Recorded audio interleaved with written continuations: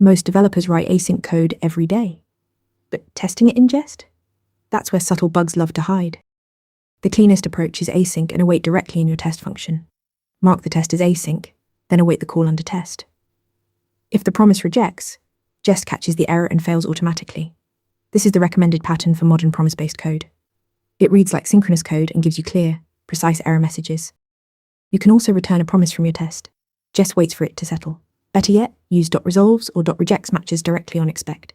This removes the need for try-catch and makes the test intention immediately obvious. For older callback-based async code, Jest provides the done parameter. Call it when the operation finishes. Jest waits up to 5 seconds. Always pass errors to done or call it in a catch block, so real failures do not silently become timeouts. When your code uses setTimeout or setInterval, call jest.use fake timers before the test. This replaces the global timer functions with synchronous marks. Then call jest.run all timers or jest.advanceTimersbytime to fast forward instantly.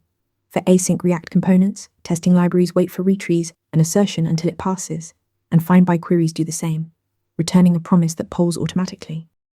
Async testing in Jest, async await for modern code, done for callbacks, fake timers for timeouts, and waitFor for React. Like and subscribe for more interview prep. Want to get better at answering questions like this?